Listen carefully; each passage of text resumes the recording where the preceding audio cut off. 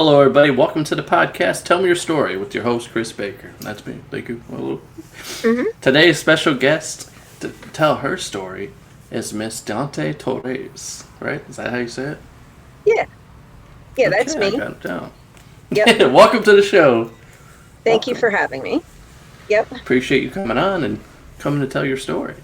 How you Okay. doing today? I am doing really, really well.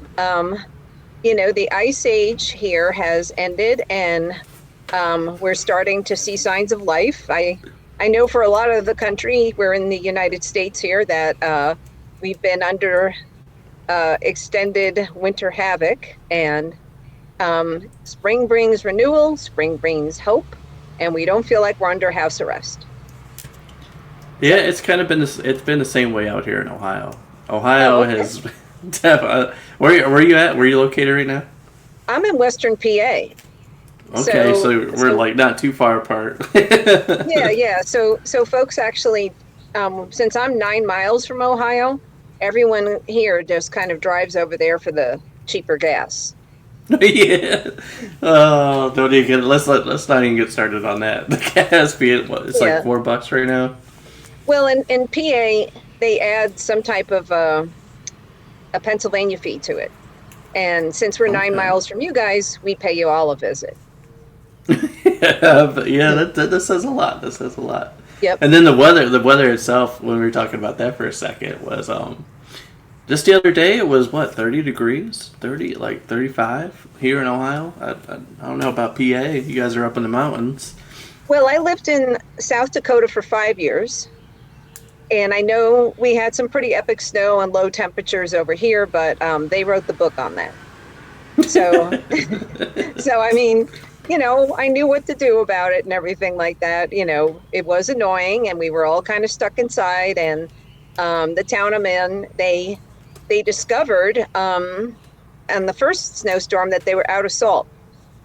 You Oh forgot that. no! Oh I no! mean, I mean, that is something you might want to like buy on sale in like February and just tuck away, because winter's going to happen every year.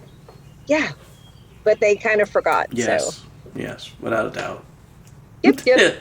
That's what I like. The thing around here, we always had these big old Salt Hill mounts. Like a mountain of Salt Hill. And then, like towards the end of winter, it's always fun to drive by and see there's no salt at all. It's like it's gone completely. Like where'd it go? It's like oh no, it's all on the roads now. Yep. Them Yeah, potholes that so you're hitting. the potholes here in Western PA are pretty epic. And so I also write this blog post on Facebook, and it's also on Instagram and Substack now every day, called the Sidewalk Report. And I found that some people are getting very creative with art and the potholes.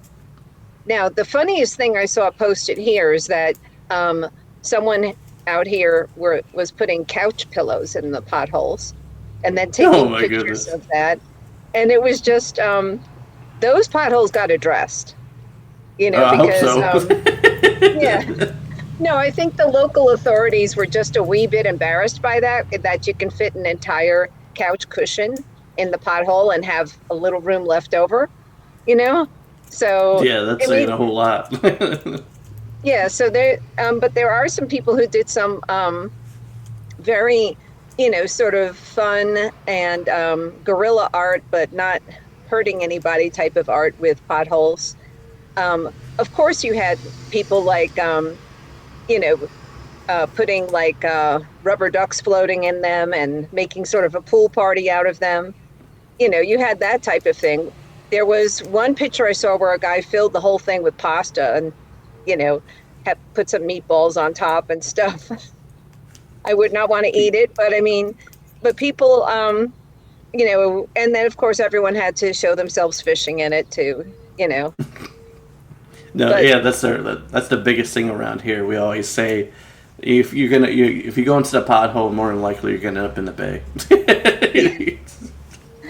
yeah, so it was fun to see the creative art sort of demonstrations of, with that, make people laugh. Yep, All right, well, hey, let's jump into this. Where does it all sure. start for you? Where does your story begin? Where were you I born? okay. I was actually born in North Carolina, and sort of became a serial mover.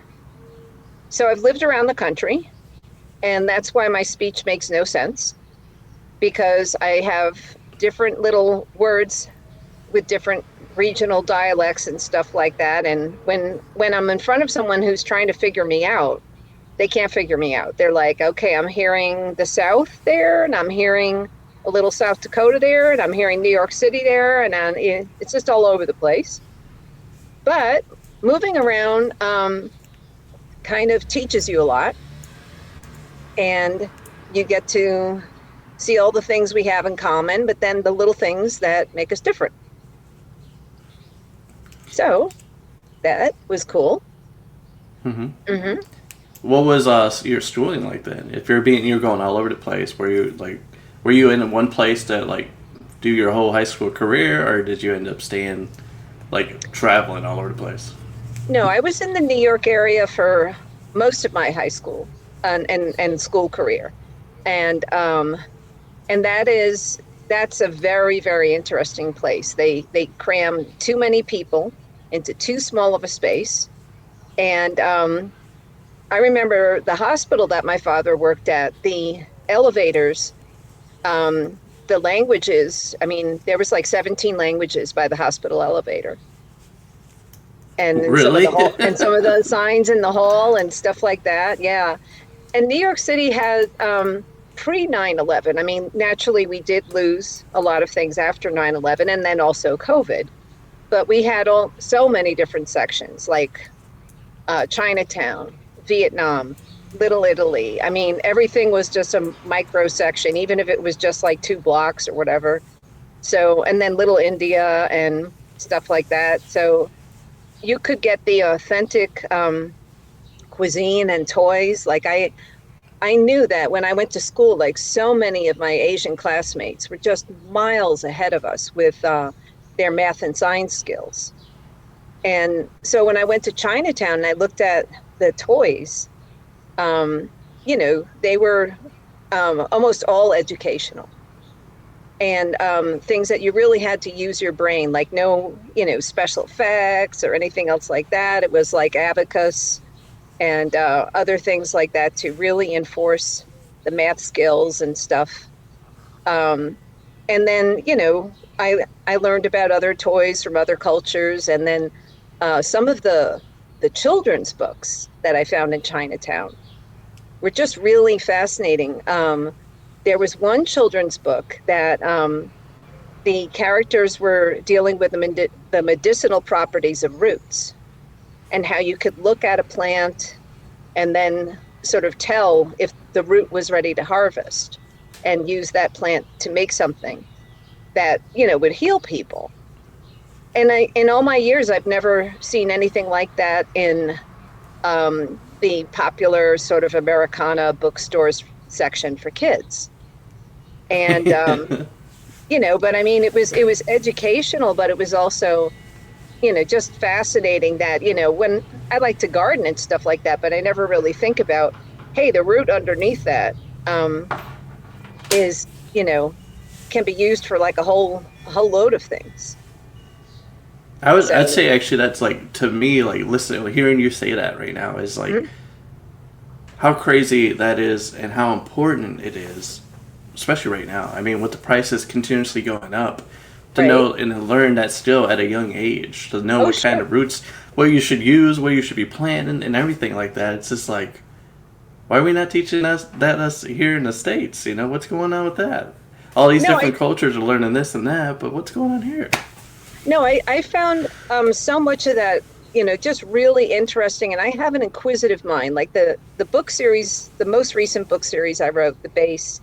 My father was a scientist. I mean, some people call it science fiction. I call it suspenseful fiction with a side order of science. But I have an inquisitive mind, and I like to learn things. But I think, when you look at the early childhood education books, or even just the early childhood books of other cultures, it really is really revealing. Like it shows you um, how they're trying to really give some life skills in there. And it's not just about the merchandising, like, okay, we're going to sell you the doll and the cereal, and stuff like that. It's about, like, you'll be able to go out in your backyard. And, I learned recently when I did my sidewalk report, I don't know about you over there in Ohio, but we're covered with dandelions here. Oh yeah, yeah. And so I did a little research and I did my little post, and I found out they're 100% edible, including the root. And the root can be dried and ground up and made in sort of like a coffee substitute. And also different parts of it have some medicinal properties, and who knew? I mean, like you said, like your grocery bill's kind of tight. Yeah, just they're all over the place, get them. And then, like you said, it's just funny, like the resources, like once you really open expand your mind to the stuff, and you start to really look into like just plants in general, we have all the resources that we need to survive on our own. We do. I mean, we don't need everything shrink wrapped in a barcode. We don't really require that, and it's just really interesting. I mean, kudzu, which most people regard as a curse, it's an invasive vine that is in our general area.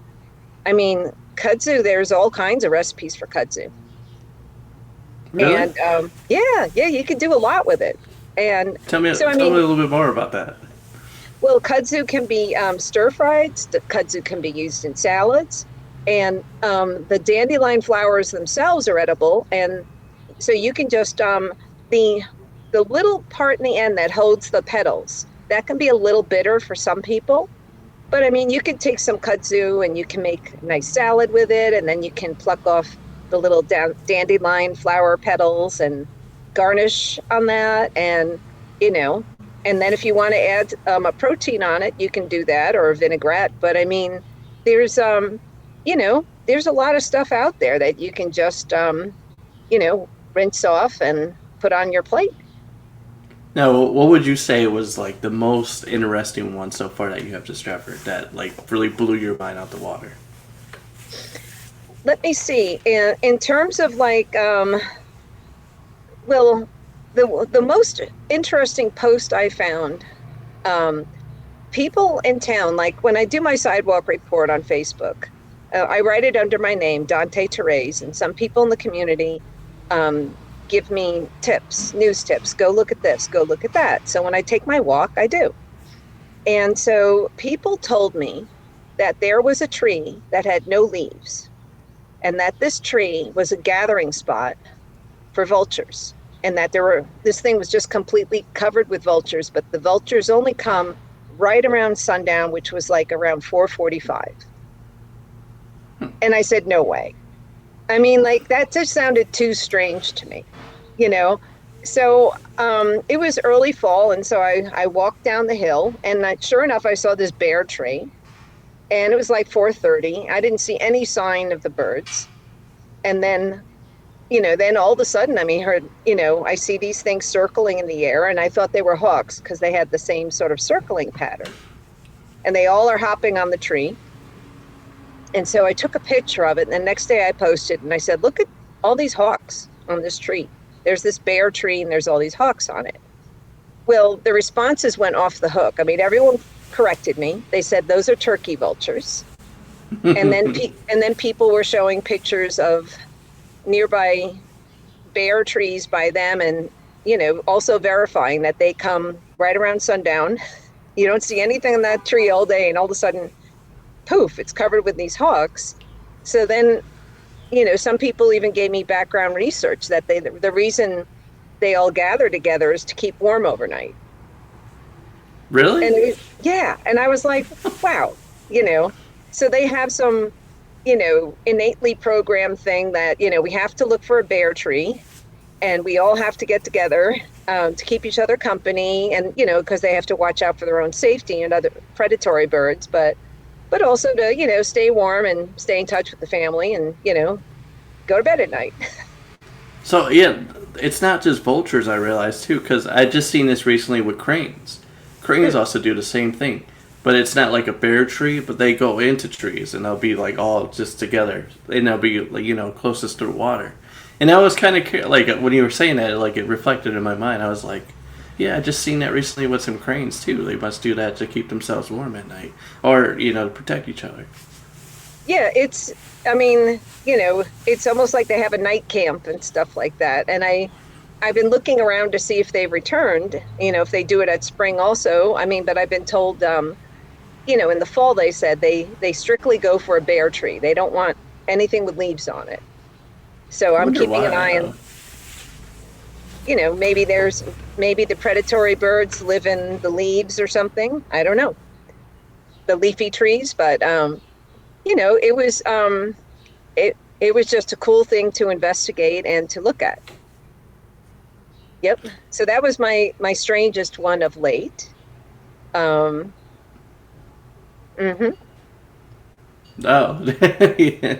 I'm just like I'm still thinking about like I'm picturing it in my mind, just seeing a bunch of turkey vultures just hanging out in a tree, and to the like if you're like an artist and everything, you start looking at it like from an art point of view, because you're probably looking at it like you don't need leaves or anything like that. You just look at this, and it already looks like a piece of art because you got all these turkey vultures just sitting in a tree, pretty much resembling with their feathers the leaves. Yeah, it was also an appropriately almost spooky picture because it was early fall, and that's when everyone starts to, think Halloween, and they start the merchandising for that in July though. But anyway, but just seeing this tree with these vultures, like everyone's got their own spot, it was that was appropriately spooky. I liked it. So what was going through your mind when you seen this? Were you like, spooked out? Because I mean, people in the tree is in a wooded area off to the side of this hill, and I distinctly remember the day this car came screeching up the hill.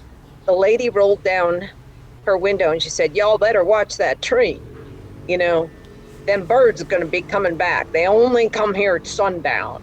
And then she and her companion, scooted away. And I was like, what is that? I mean, and then I said, well, it's near enough. And I do my walk every day. I could check that out, but it was just really, really funny. So were you close to the tree at all? Like, that's what I was thinking just now. Like, if you get close to the tree, will they come after you, or what was going on? No, the tree there's a ravine and a deep sort of, it's almost like there's a moat around this thing, which also contributes to the creepiness. However, I couldn't get down low to photograph that. I had to sort of photograph it from like my shoulders up. But it was just a really creepy picture. You have them all, Hey, they're just minding their own business, man. Yeah. That's how I look at it. Like, nature's doing their thing, I'm doing my thing. Yeah. But then again, you did say it was getting towards that season. Halloween was quickly approaching us, and you're kind of getting into that feel, like, oh, here we go. Because like you said, they always start in July for some reason. It goes Christmas in July, and then all of a sudden, boom, we're back. We're heading into fall. Halloween's starting to happen. Everybody's getting ready for. There's some people around here that still have Halloween gear still all around their porches. Well, I think it's the dollar stores are sort of what people used to do to forecast the coming seasons, and but that's getting harder to do because you can go into a dollar store in October and have Christmas stuff on display, and you can walk away like just kind of disoriented, like what is it, But it's just something that kind of cracks me up, that you will. Yeah, that they. Sorry. Yep. Go ahead, continue. Yeah, no, that always kind of cracks me up that you have these. You don't know what time of year it is anymore when you go into a dollar store. If you go into a supermarket in the bakery department, right after Christmas, almost everything is covered with pink sprinkles. They're gonna just hammer you with Valentine's Day for 6 weeks, and then after that, green, for St. Pat's. And after that, I used to work bakery and stuff, so I know the sprinkles would change with the seasons, but you go into a dollar store and it's all seasons at once. It's just like you have no idea what's going on. You're in a Yeah, time capsule. they really, really push the holidays. They do. Yep. So So, go ahead. Sorry. I keep jumping over you. Okay. No, don't be sorry. You were about to ask something. I was going to say, other than the turkey vultures in the tree, did you see anything else on your walks that caught your eye? Yeah, I mean, sometimes when I see like abandoned buildings, I ask people like what they were and stuff like that. We are in the Rust Belt. I don't know if you are, but there's all Yep. kinds of the Rust Belt. For those of you in the audience who don't know this, is we're living in a place that about 1/3 of the people left and they didn't come back. So you have all of these vestiges of the past, and so sometimes I'll photograph them and I'll say, what is this? I saw this huge building that said bomb shelter plastered all around it. And bomb shelters, I mean, it was kind of strange because bomb shelters are usually underground. So seeing this massive building saying bomb shelter, but it turns out it was, back in the day, it was a rock club and Insane Clown Posse played there. Really? Yeah. Little bit of glamour. Little bit of glamour. No, so what's it now? What's it just like it sits there abandoned? What's going on with it? Yep, just sitting there. We have a lot of abandoned structures here, and some of them are returning back to nature. We'll just put it that way, that at given times of the day, you can see all kinds of creatures have made it their habitat. If they have anything resembling windowsills, you can see vultures there, you can see crows, you can pretty much see everything on Noah's Ark except for the aquatic stuff around these buildings.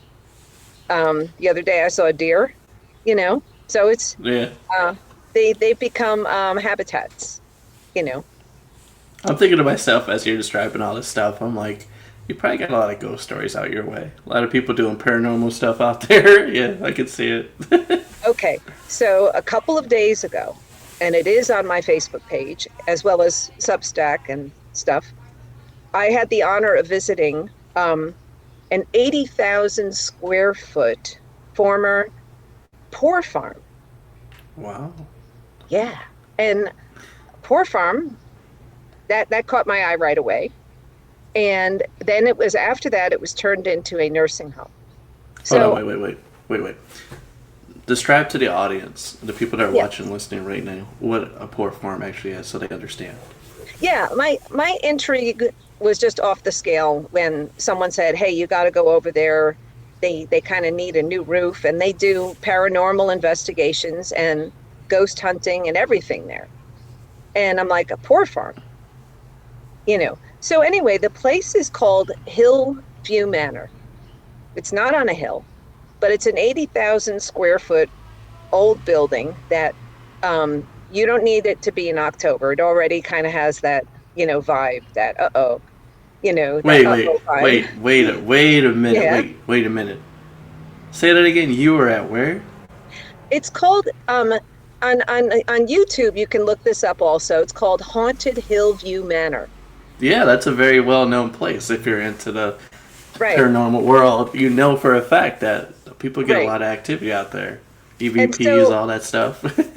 I was really, really lucky. They gave me a tour and I wrote a 2-day report because there's so much in that place. You can't just do it in one day.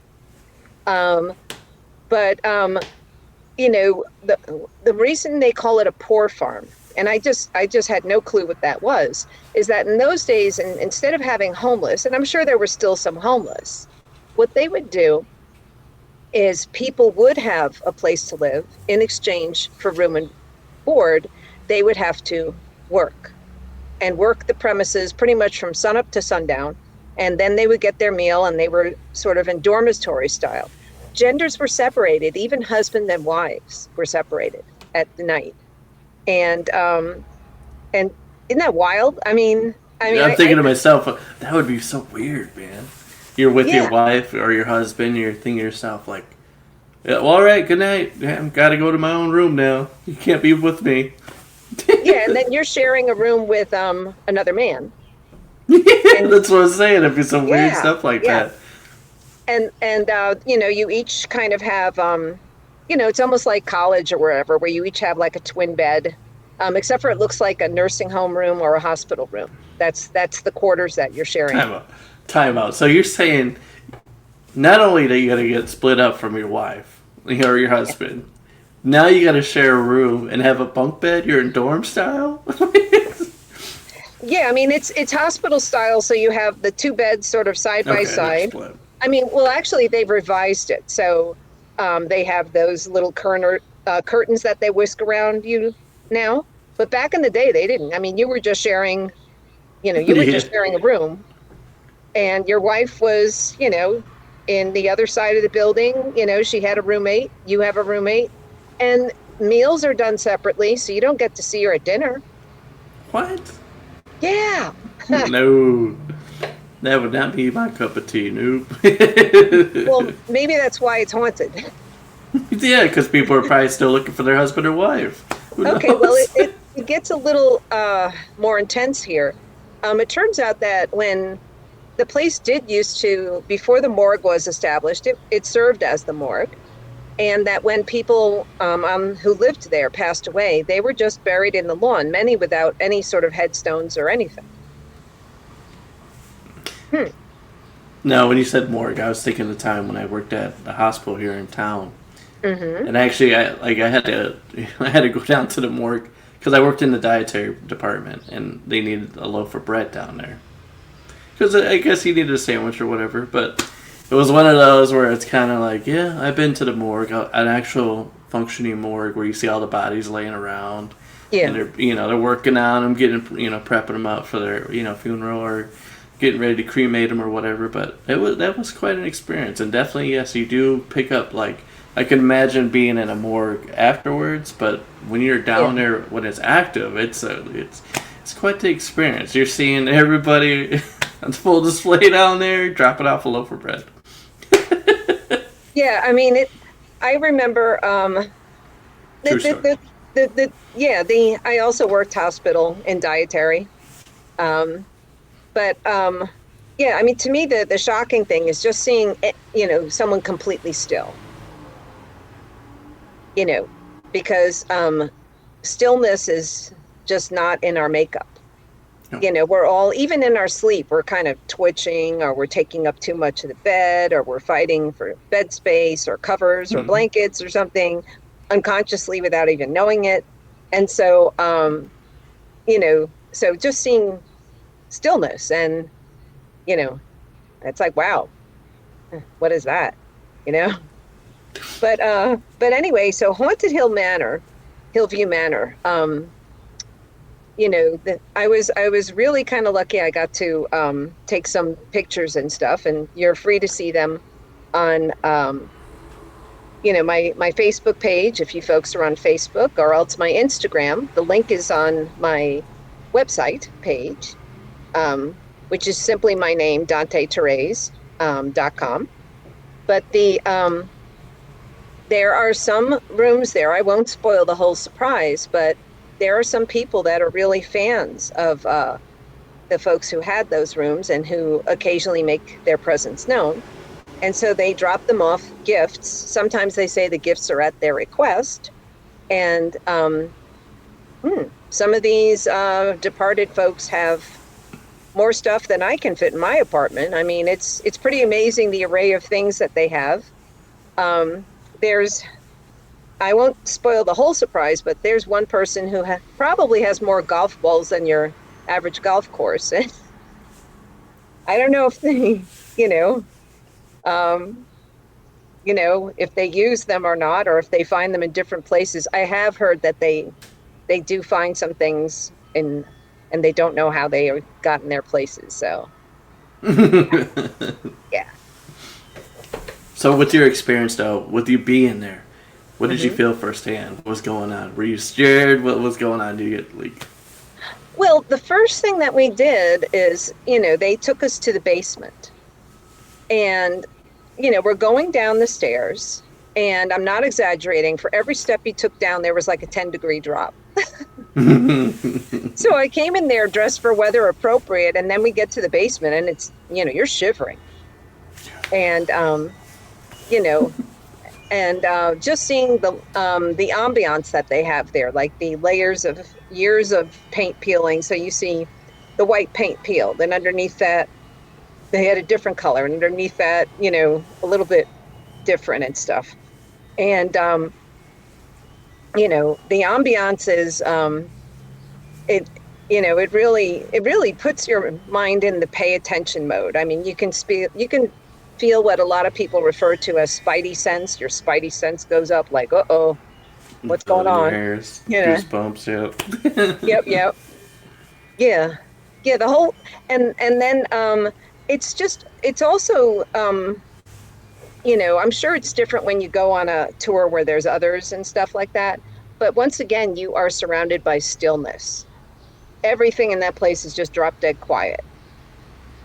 And there you are, and you're just looking around, and nothing's moving, everything's quiet. And then when you see the empty room where they did surgeries and the empty room where they did autopsies and stuff like that, maybe because the equipment isn't all modern and that you don't have a lot of lights and a lot of beeps and stuff like that, and you're looking at, their ancient sort of medical tools and implements that they have there, that makes it... What are they doing? Yeah, that makes it kind of creepy. I'm just thinking too, like you said, it was over time though, all that energy that was in that room. You had electricity running, you had people in there with their different moods, all that stuff that's taking place and stuff that that happened in there. When you're trying to help somebody or something accidentally happened, that stays captured in time there. So you're going in there, and like you said, it's bone chilling down there. You're getting goosebumps. You get your hair standing up, and you're walking around down there, and you're just feeling all of that at once. It's just hitting you like a whirlwind.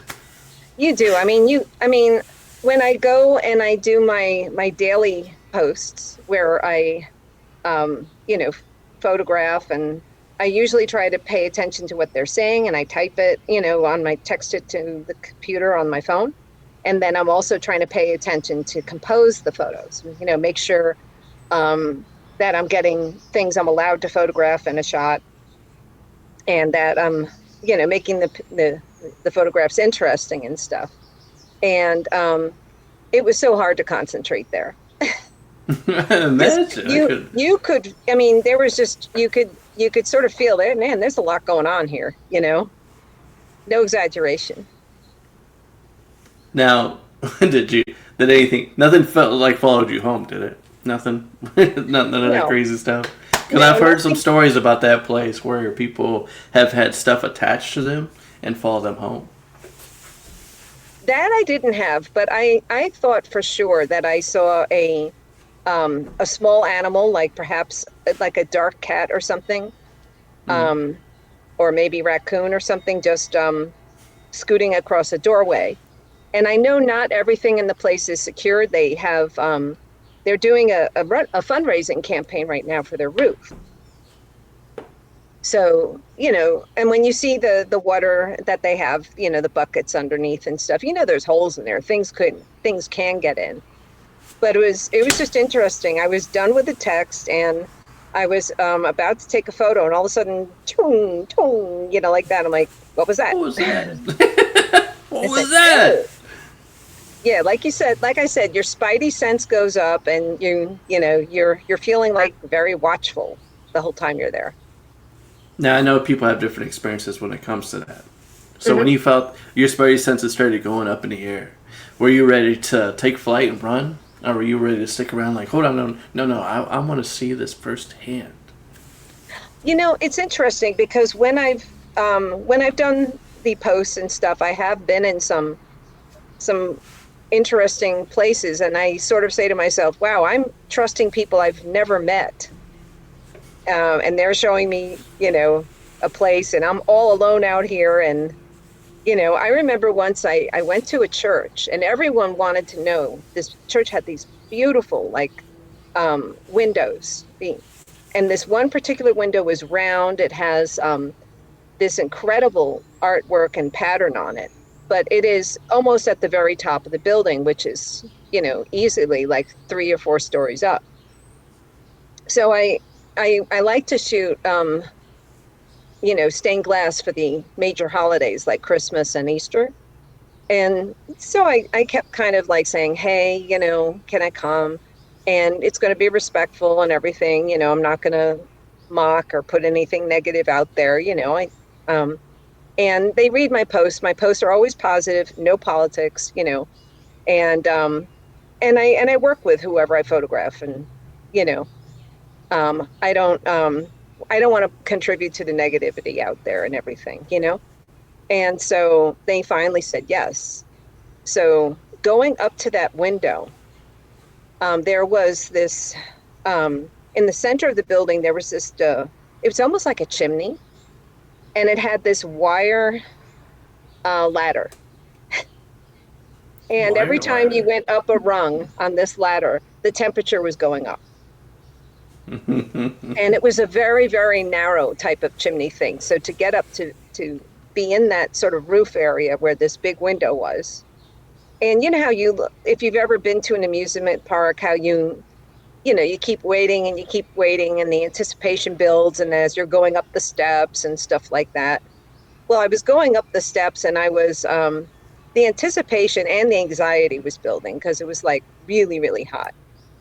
But when I finally made it to the top, there were the person who was in front of me, who I had never met before, who I was trusting with my life, told me that, you know, you can see where there's like these planks. That is the only thing that you can step or crawl on. That the other things where it looks like insulation and stuff like that, that's where parts of that floor has fallen through. Oh man. And I'm Wait a like, minute. What? yeah, I know. So I had crawled all the way up there, and it was a considerable investment in time and energy and anxiety. So I'm like, I am going to get this shot, but I had to, when I crawled on this plank, I had to make sure that my knees and everything were staying on the plank. And so I just pulled my cell phone out and held it right, perfectly centered in my body, and kept pushing that camera button. But I couldn't really look through it or anything. Otherwise, I might, be like this and that. Yeah. Oh, so then, so then he says, that's it. It's too hot and it's too stuffy. You got to get down. So I, slid my cell phone with my eyes shut. I, kind of slid it in the pocket and, hoped it was there, and then proceeded to go down backwards this wire ladder in this chimney, but I couldn't see the steps underneath me. And Mm. I mean, that was like, and I'm like, I'm putting all my trust into someone who's above me. He can't help me if I fall down. And that was a heck of a ladder. So when I made it down, I'm huffing and puffing. And he says, check your camera, make sure you got the shot. Otherwise, we can go back up. Now, that didn't even occur to me because I was just so happy that I was on land. But it turns out I did get a picture that was presentable. And I'm like, because sometimes when I go out, I just meet people and I have to sort of put my trust in them when they show me things. And that was something. Yeah, that's a lot of trust. Though. That's a lot of trust. Yeah, I'm all alone in this attic, and if this guy can, I've never met him before, and if he decides that he doesn't like me, he could just swat me like a tick. Yeah. Oh man, that would be I that's a don't know if horrible way to anyone will go. ever find me or hear me. I mean, that place was, I think, 60,000 square feet. Yeah, But hey, at least you got a good shot. You went through I all did. that, your anxiety attack, all that. You didn't fall backwards. You Yeah, managed to get a good shot, and that's the most important thing. yeah, crazy stuff. But then, but researching the book series, Um, so I started to write I write crazy stuff all the time, but I mean, I do those daily posts, but I also write books, which are on my website. Shameless plug. But anyway, so the most recent one that we're trying to make like a film series out of, does that help? Okay. Is the Yeah. base. And so basically, the base is you have these scientists, and if you are a little too smart and the military notices that you're smart or something, instead of at the every like 2 or 3 years they just ship you off to any base, they send you to the base, and that's where they send people that are just a little too smart. And so some of them are the kids that are obsessed with something since they're like born, like the actor on the middle here, in the white coat, he was obsessed with bugs. And when you see things like some military equipment, you can see like a helicopter kind of looks like a dragonfly. You can see that some of the things that we see around us all day, that they sort of just stole the idea. you You know talk about dragonflies, not to change the subject or anything, but Mhm. talk about dragonflies. We're going into mating season, and I captured a picture of that actually the other day. Mm. The way their tail lands on the other, like the other dragonfly, it was like very interesting. I'm like, what are they doing? And then I had to look it up, of course, and they're like, wow, you got actually a rare shot of actually two dragonflies mating midair. Yeah, it's almost like the plane refueling, except for but you can understand though when you see that the military, like when they did their designs of things, that they copied from nature. Yes, yes, somebody probably They sees it. Yeah, they copy a lot of things from nature, and so basically these scientists are at this military base, and they are designing. The military gives them a list, like a shopping list of specs, that you're being the top secret invention you must create has to have like these 10 attributes. It's almost like being on like a challenger show or something like that, where they tell you have to do this. Um, but anyway, so they all pool their various expertise into making this invention, which is cool, which is interesting, and got to do a lot of research for that. But at the same time, spies and thieves, who are really evil, are trying to steal it. Mm-hmm. So after I got done making that whole book thing, then we decided to try to make a video trailer, because we're trying to pitch this as maybe making a streaming series out of it. And we filmed all locally around the area. I used local actors and stuff like that. So um, it was hard to sort of redesign some of the props and some of the things that were in the book. Um, but because I was kind of limited here and stuff like that. But making semblances of insects and on a larger scale. My apartment I'm sure the neighbors have a lot of questions about what goes on here. 'Cause, What's happening in that house over there?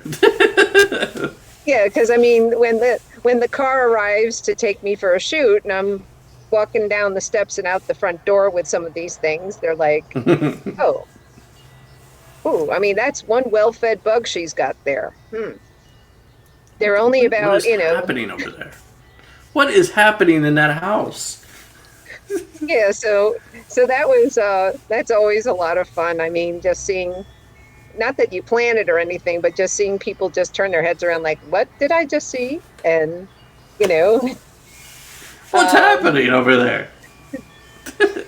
I remember we filmed one scene in a bar, and the book series takes place in 1976. So, of course, we had to find a place that didn't have the things that weren't in 1976, like the big screen TVs and all Mm-hmm. of the technology from that era. And we finally, being that we're lucky and we're in the Rust Belt, we found one. So we go in at the time of day where everyone's just a little warm and fuzzy, and we're saying hi and everything like that. And then we start to unwrap the props. And wait a minute, what's that? Is that the drink I'm drinking, or is that like, huh? You know, what is that insect? You know, so What is this? Did yeah, I that just was pay? Did I just pay $10 for bug juice? What am I drinking over here? What no, am I drinking everyone. over here? It was kind of funny. Like all of a sudden, like you saw everyone look down at their glass, like, what's in here? Am I imagining that? Did I just see that? Or, yeah, yeah. What So, is this? yep. So I guess I was giving people the same type of experience that the haunted Hillview Manor gave me. Because I There you walked in there go. like, what is that? What I just hear? You know?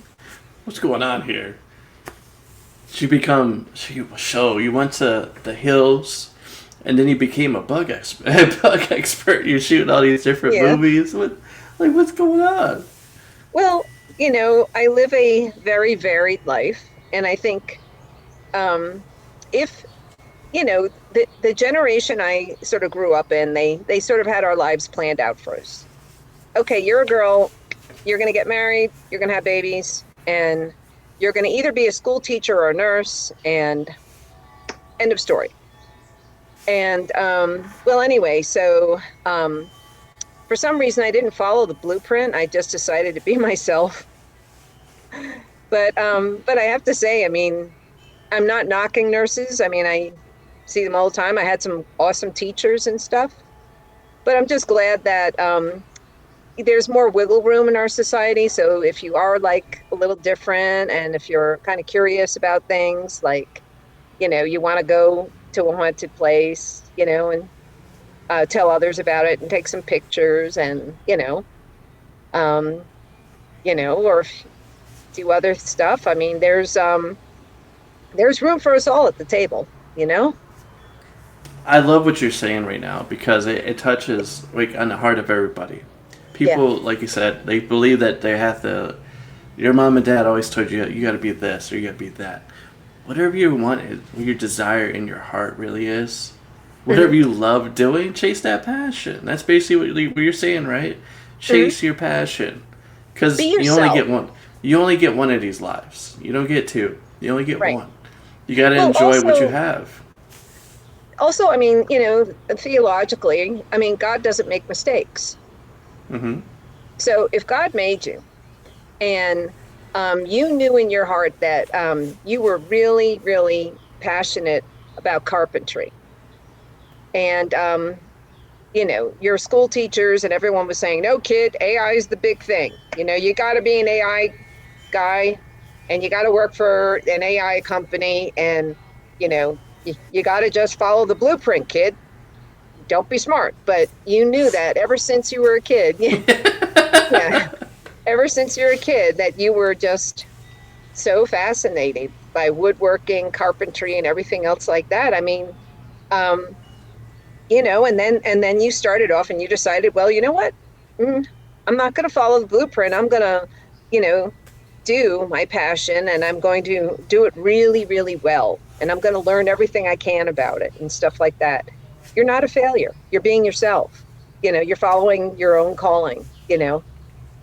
That's, Amen to that. thank you. Amen. Because Hmm. a lot like we're really touching on is a lot of people go after the wrong things, and then they wonder why they're not happy with their life. They're not happy with. They're not satisfied. They're living. Their life is stressful. It's miserable. It You is. want to be able to. You want to be able to look at your life and enjoy it. Enjoy every second of it. And once you start doing what you're passionate about, what you always wanted to do, it changes your whole perspective on things. You actually begin to enjoy life. You enjoy waking up and Hmm. doing your 8-hour shift, 12-hour shift, whatever you're doing, instead of Yeah. just chasing money or chasing clout or anything like that. You're out here actually living in the world that you enjoy. You're not just doing Yeah. what the world's telling you to do. You're doing what you were meant to do. Yeah. And the thing is that there's so many variables that go into constructing us. Like, I have red hair. That's a double recessive gene. Apparently, we're going to be extinct in a few generations, but don't tell the people who make the hair dye that. They don't want to know it.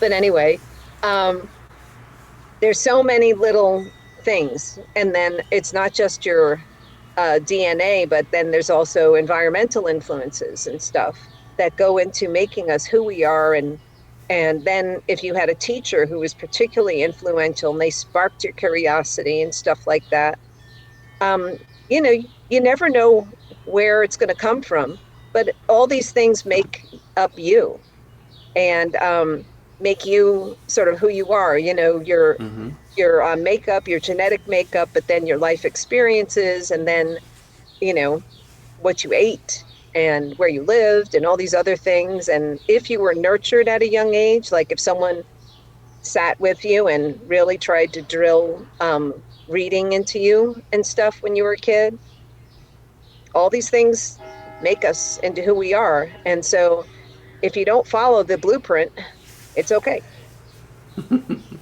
Because you may have your destiny is carved by a much wiser being, you know, and you're meant to sort of experience all kinds of different things. Yes. Very well Hmm. said. Very well said. Thank you.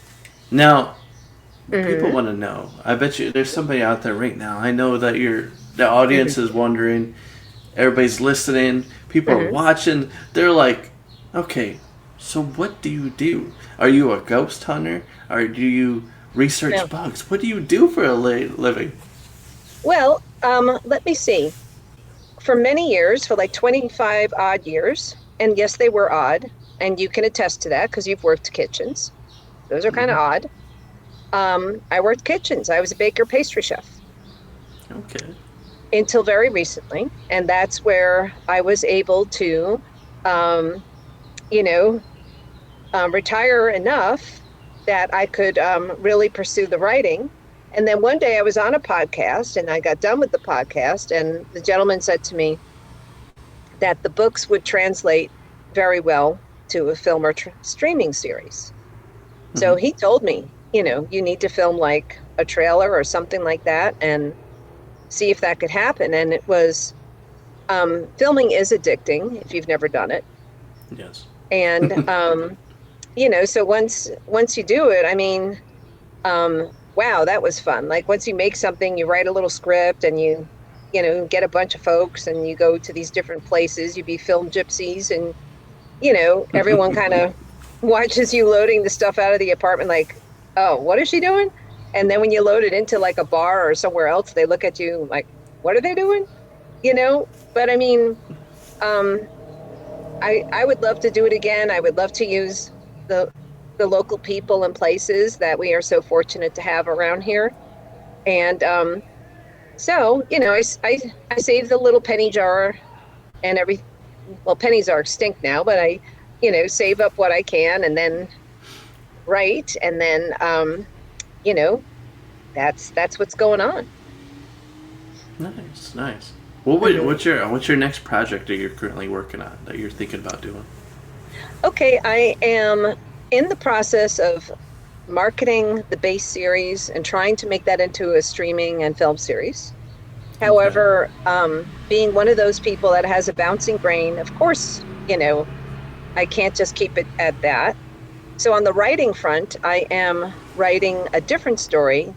And it's weird when you're writing a story, you see it in your head like a movie. Hmm. And then you just have to type it out, and you have to type it out in such a way that whoever's reading that can see it in their head. And I was really lucky with the whole base series that I got a voice actor to narrate it. Really? And yeah, and so the books are on Audible, and he did a spectacular job. I mean, he almost sounds like he has multiple personalities. He was able to voice like the young daughter and then the guys and stuff. I mean, he really put a lot of thought into it. Were you in the Um, room when he was doing it? no, no, actually, he's in Arkansas. I've never physically face to face met him, but on the Okay. internet, I got to listen to different people's recordings, and some of them are, really wild. Um, you know, some people Are you use allowed to old type. reveal his name? Yes, Stephen A. Gannett. Okay, I've heard of him before. Yeah, He's actually that's a pretty well known name. really. Yeah, I'm pretty sure a lot of people that are listening right now are like, oh, yeah, I know him. I heard it before. Yeah, that's a really popular name. Yeah, he's really talented. I was that for when he did book one. It's a 3-book series. When he did book one, um, I was just amazed. I mean, whenever he would return to a different character, or whatever, he had their voices and stuff. So, you would know who was speaking without being told who was speaking. Um, that's a gift. I mean, he really has something going on there. I always find it amazing where people can like just change their voice in that like a dime. You think you're having, but like there's 5 people in the room and it's just one guy the whole time talking. Yeah, Like, yeah. And then he made the voices have like a not just a different sound, but a different sort of meter and stuff like that. I mean, he really, it's almost like you were watching a movie with the video off. I mean, it was that compelling. I was like, wow, this is a skill, and he's got it. now, when you film, do you are you in the film at all? Do you put yourself in No, the films, or okay, you just get actors? Okay. Because I was yeah, gonna ask, my question was gonna be was, do you like dress differently? Do you so you're this character at one minute and then you're another character at the next? no, the actors. I was just so lucky because there's an abandoned mall out here that has like one business in it, and that everyone uses that as a rehearsal studio, and then also an informal gym. People do Yeah. their walking and stuff. I mean, and so we were there like rehearsing scenes while other people were, doing their other stuff and doing their calisthenics and stuff. It was, that What was that are was these people doing? and then everyone's kind of watching each other like, oh, you know, I bet you're going to film a TikTok video with dancers. You have like 6 people doing that whole rhythmic thing and stuff together and stuff. I mean, you know, it's amazing what you find out here. I mean, New York City, because it's so crowded and stuff, you do get a lot of incredible diversity in cuisines and in cultures and stuff like that. But out here, I mean, there's things that you don't see anywhere. Like, imagine going to like a dead mall and then you see like a dance troupe in this corner, and then you see a fitness class over here, and a, you know, a prayer group over there. I mean, it's just you know, repurposing these empty spaces. Now, I wanted to talk about. You said you are publishing a book, or you have published a book. I published 4. All right, let's talk about that. I want you to learn more about that, Sure. so Okay. that people can buy your books. Because I know people, Sure. after hearing your story so far, people are interested and they want to hear it. Okay. So the first book I published, it has a spicy title, but don't be afraid. Not a lot of spice here. But anyway, this is the one and only, oopsie, Sex, Death, and Diane. Ooh, Ooh. Now, Sex, Death, and Diane takes place in the 80s, which was a really, really strange time where like so many things were happening at once. You could barely keep track of it. And yes, there was a public health crisis, but there was the music. I mean, the music that stuff survived the test of time. People still listen to heavy metal, still listen to so much of the pop and rock and the heroes of the those days. You know, the greatest generation of music, right there. People like will forever talk about the '80s. yeah. So it was a really interesting time where all kinds of stuff was just kind of bubbling up. Anyway, so these 2 best friends are growing up and they live in a small town where nothing ever happens. Hmm. And then they graduate, and one of them goes to the big city, and one of them stays in that small town, and something happens. Oh, you can't reveal it? You're not allowed to tell us? Well, I would say that that's the only one I don't have in an audiobook, but I would say that this is it again, folks. Uh, Sex, Death, and Diane. I would say give it a whirl.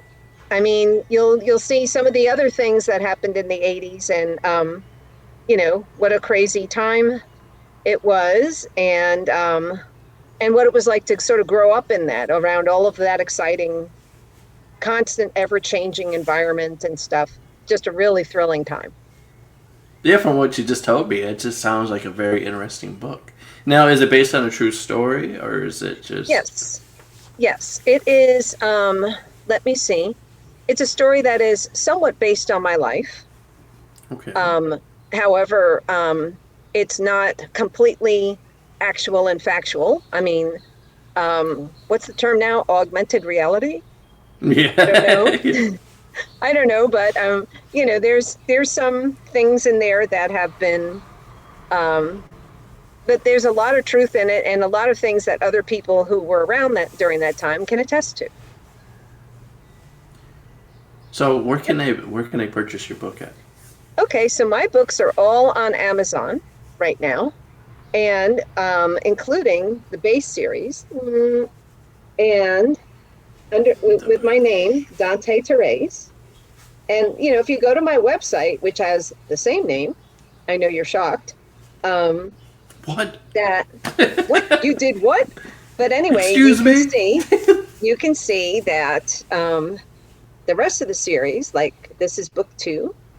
It's a trilogy, folks. But the base series is with that fantastic voice actor, Stephen A. Gannett. And so you can either listen to it or you can read it. But if you go to the website, you can see the film trailer that we filmed with local actors and local spots around the area. And you can see some of the things that made the neighbors go, "What are they doing?"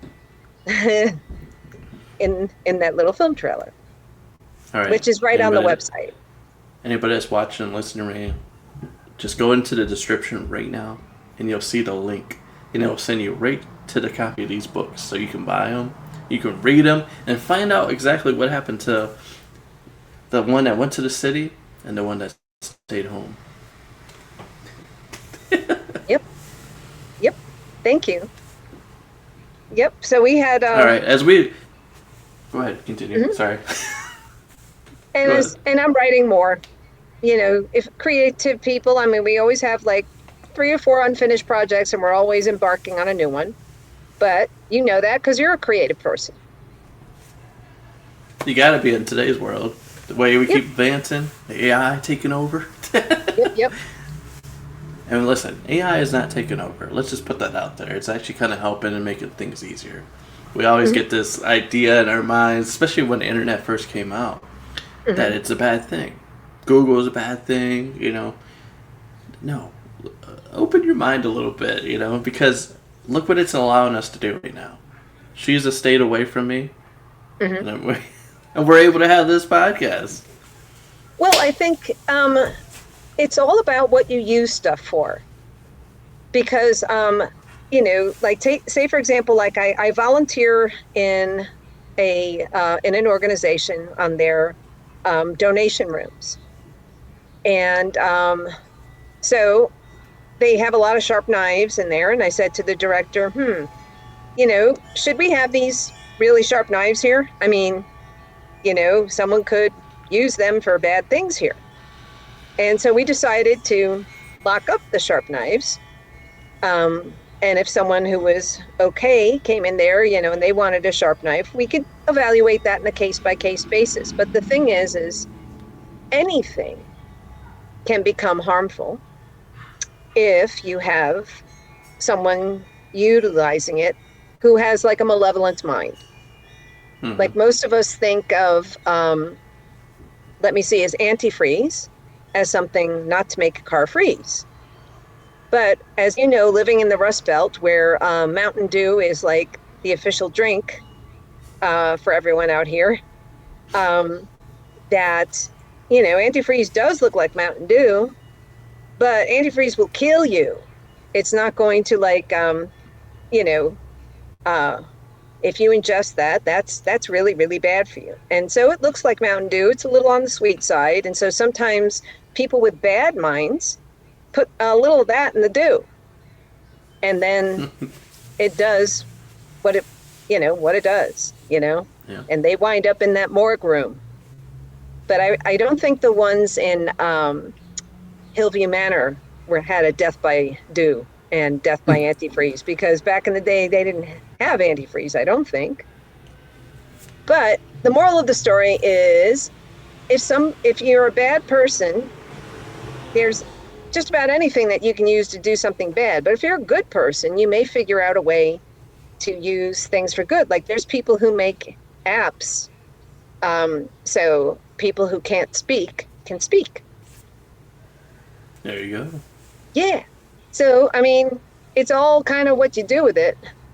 But just don't drink that antifreeze, folks. I know it tastes just as bad as Mountain Dew, and it doesn't have the caffeine in it, which makes it completely useless. But, what can I say? Don't drink antifreeze. Please don't do that. Please, it's come not. on. You don't need a medical bill being sent to you because you decided to drink antifreeze. Well, the thing it's is, not the same taste, I promise you. yeah, that for some reason that has sort of been a weapon of choice in the Rust Belt. So much so that the manufacturers are now debating putting a scent on that. I mean, if that gas never really had that scent, that if you left your burner on the stove, it doesn't have a scent. But they put a scent on it so people would know, ooh, there's gas leak or something somewhere. Mm-hmm. So they're thinking of putting a really kind of gnarly scent on antifreeze. And that's not just for the folks out here who do the death by dew thing. It's also for if your car leaks it, that the birds don't come up and say, hey, that looks good. Let's have a drink of that. You always want to tell the birds, do you want to drink anything that's day glow green? I mean, come on, no, stay away from that. But so they may change the scent of antifreeze to something other than what it currently smells like, even though it does kind of have a resemblance to Mountain Dew. Yep. Very well said. Mm-hmm. As we begin to wrap this thing up, I just simply want to say thank you for coming on. I appreciate it, for you telling your story. I appreciate you too. And I look forward to seeing and hearing more of what you do. I mean, you have a curious mind, and there's a lot. This is a world that's full of facts and all kinds of fun stuff. So let's learn. And you basically just took what I was basically about to say to you too. It's I love to see what's next for you, especially what, like you said, you're coming out with a whole series. I'm interested to see that. I'd love to see that. This year producing all that stuff. I'm excited for that. Well, what we're hoping to do is we're hoping to use that trailer and use the books and get someone who really knows how to throw together a whole series, like HBO or other networks like Netflix and whatever, to take a chance on us and make that with us, and that's on the wish list. We hope it will happen, and if it does, it'll make a lot of people happy. You ever contacted the Discovery Channel and looked into that? They could probably help you out. What That'd channel? Probably be the Discovery Channel. That'd probably be the best place to go. Ooh, that sounds good. I will give that a shot. Yeah, I'd definitely contact them because they're really interested in what you do. Okay, I appreciate that. And I'm pretty sure you would be able to connect to them and get a whole series on there, and people would enjoy it. Especially me, I'd definitely be watching that for sure. Okay. Well, for everyone else, I mean, thank you for listening, and feel free to look at the, especially if you want to see the inside of that, former poor farm that we were discussing, Hillview Manor. Take a look. There's a whole lot of stuff going on out there. All right. All right, let's just wrap this thing up with 3 random questions. 3 random questions. Okay. The first question is, what is your favorite color? You know, I've gone through phases, and I'd have to say right now it's turquoise. Nice. And then for some people that don't know what that is, give them a feel for it. It is a shade of blue, not American flag background blue, but the type of thing that you see in like tropical. I mean, people would call it like a tropical blue, like when you see tropical pictures of the ocean and whatnot. Hmm. Okay, question number 2. Hmm. If you could have dinner with anybody, Hmm. time like past or present, who would it be? Okay, having dinner with anybody, sort of past or present. Um, that is an interesting one. I'm trying to think. Let me see. Okay. So looking back at the crazy music scene that was around in the 80s, I mean, we have lost some of those artists. And I have to say that Prince and Michael Jackson both really captivated me. And I would have to say that Prince, I think, because he was also a multi-instrumentalist, um, and he had different sort of hidden messages in his stuff. I mean, he would be fun. Yeah, that would be. He would. I wonder if he would make you pancakes. Hmm. Yeah. Like Charlie Murphy once said, I don't know if you're hip to that. Charlie Murphy said that him and his brother, I guess, played basketball with Prince and the Revelation. They played together, and it was Team Blouses versus them guys. Oh wow. Yeah, that's something you definitely have to look up sometime. I get Prince is like no joke, really good at basketball. Oh wow. Yeah, he was really good at basketball. So Eddie Murphy cool. and Charlie Murphy, they got blown out, and I guess afterwards he I guess supposedly made the pancakes. That is cool. I'll look into that. Yeah. Prince he was a very interesting dude. I mean, Yes. the stories, the girlfriends that he had. I mean, that dude lived a life. He did. He didn't like hide in some room or anything else like that. I mean, he went out and he lived it. I mean, everything. I mean, the fashion, the like every second of his show had something happening. It was exciting. I mean, just amazing. Fun fact about me and Prince is we Hmm. actually share the same birthday. Oh, okay. Yeah, we had the same birthday, June 7th. Okay. Well, happy in advance birthday. Thank you. I appreciate that. Thank you. Yeah. Yeah. 33. Okay. All right, for the last question, Yeah. I will pass the mic over to you and allow you to ask me a question. Let me see. What would be your sort of biggest sort of creative aspiration? Like, what would you like to create and do ultimately? Can you like revise the question? Like, you talking like podcast or outside the podcast? Like what? No, I mean, if you also have like, it sounds like you have a lot of interests and stuff like that. Like if you another like, what's your ultimate sort of like creative thing? And maybe I'm fixated on creative because right now, I on April 12th I put together an event called Downtown Indie Fest, where we rounded up all the people who make stuff. And they each had tables and stuff, and then people were going table to table.